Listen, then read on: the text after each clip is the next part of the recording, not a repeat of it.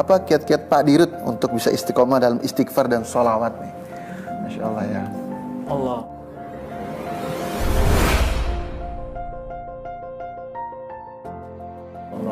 Begini Bapak Ibu sekalian, Pak Nurdin yang dicintai Allah Subhanahu wa Ta'ala, saya mungkin mengawali begini, boleh nggak sih kita minta keajaiban oleh Allah? Boleh nggak? Bolehkah kita menginginkan menyaksikan keajaiban dalam hidup kita untuk memperkuat keimanan kita? Jawaban saya boleh, karena sekelas Nabi Ibrahim saja minta gitu. Betul nggak? Betul, Pak. Sampai yang kisah burung yang dipotong-potong ditaruh di 4 penjuru, ya kan? Kemudian dikumpulkan lagi, hidup lagi, karena Nabi Ibrahim ingin sekali mendapatkan penguatan hatinya. Nah, maka kita akan semakin kuat iman kita ketika kita menyaksikan dalam hari-hari kita tuh banyak keajaiban, banyak maunah, pertolongan, banyak karomah muncul gitu. Cuma bedanya adalah ketika kita sudah mendapatkan hal ini bedanya ya, seorang wali itu nggak menceritakan kepada orang lain. Maka dikatakan la ya'rifu waliyallahi ilal wali. Nggak tahu itu, nggak akan mengetahui seseorang itu wali itu kecuali wali.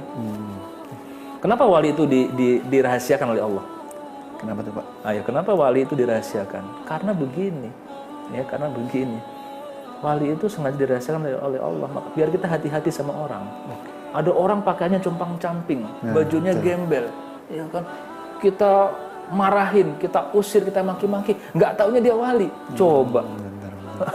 Apa yang terjadi? Bayangin, memaki-maki wali, apa yang terjadi? Itu tadi. Wa ma'adali waliyan faqad adantuhu bil harbi. Barang siapa yang memusuhi waliku, Allah langsung mengumandangkan perang kepadanya. Coba. Dengan Allah rahasiakan wali ini, maka kita akan menghargai semua orang gitu. Dan kita senantiasa tawadhu. Tawadhu itu apa? Ya nggak sombong ya. Kayak Nabi Musa sombong dikit Allah ingetin, ada yang lebih lagi. Khidir alaihissalam walaupun masih ikhtilaf, ini nabi atau bukan gitu kan. Jadi itu. Nah, maka ketika kita menyaksikan banyak keajaiban dalam diri kita, itu akan menguatkan. Dan saya melihat Bapak Ibu sekalian, saya melihat boleh praktekin. Bapak Ibu istiqomahkan, kita semua istiqomah ya. Yang hadir di sini kita praktekkan membaca istighfar 2000 kali. Bisa nggak 2000 kali? Sehari 2000 kali. Macam mana istighfarnya? Dari yang paling ringan, astagfirullah, astagfirullah, agak lengkap dikit, astaghfirullahalazim, lengkap dikit, astaghfirullahalazim, alladzi la ilaha illa huwal hayyul qayyum wa atubu ilaih. Mau sayyidul istighfar juga boleh. Ya, kalau jumlahnya banyak, astagfirullah 2000 kali. Bapak Ibu boleh buktikan penyakit, ekonomi, kesulitan hidup akan banyak teratasi. Karena begini, ini logikanya aja nih.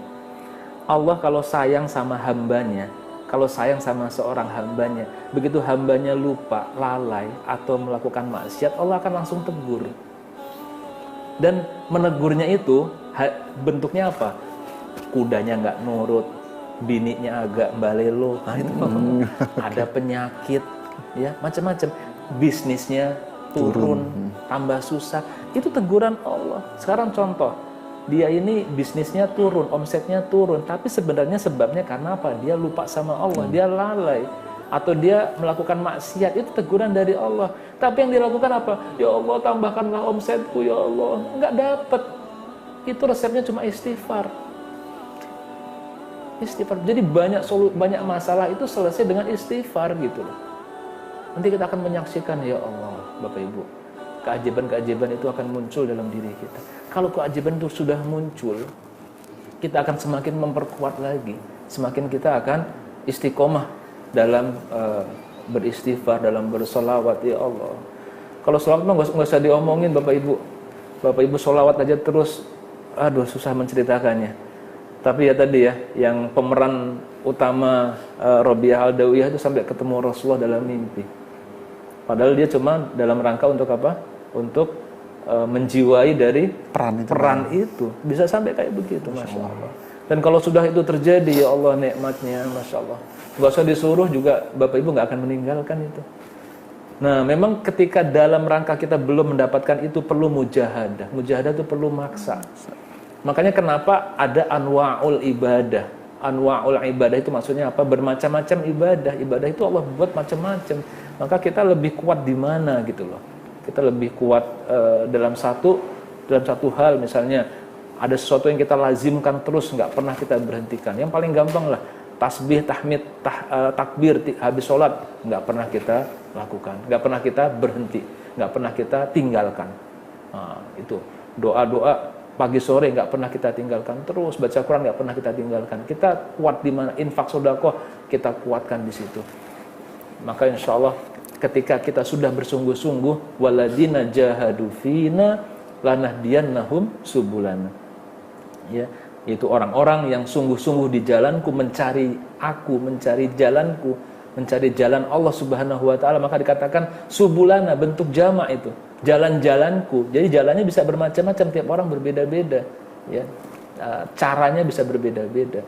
Kita cari yang paling kita nyaman dan kita terus berhusnuzon kepada Allah Subhanahu wa taala, maka insyaallah Allah akan memberikan kepada kita jalan.